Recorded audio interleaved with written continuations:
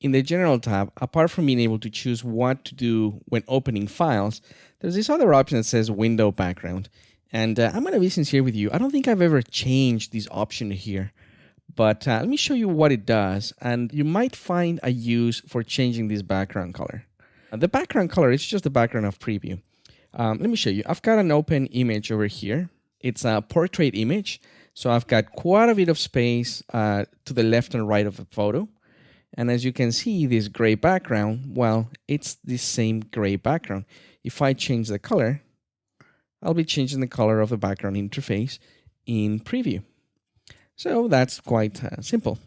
But not only that, it also changes the background not only for images, but also for PDFs.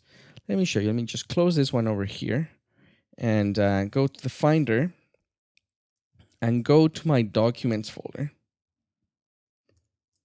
Let me just go home, and then under Documents, here's the PDF for that manual that I have.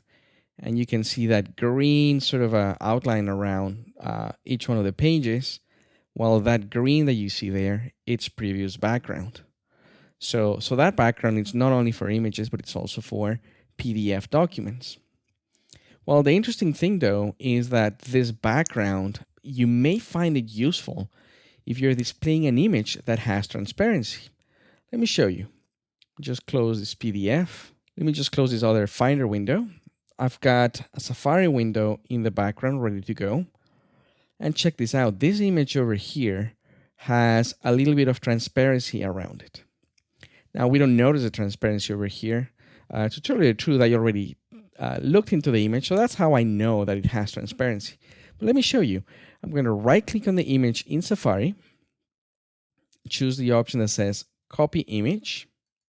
So that just brings it to the clipboard. I'll hide Safari. And back in Preview, I am going to make a new file from Clipboard.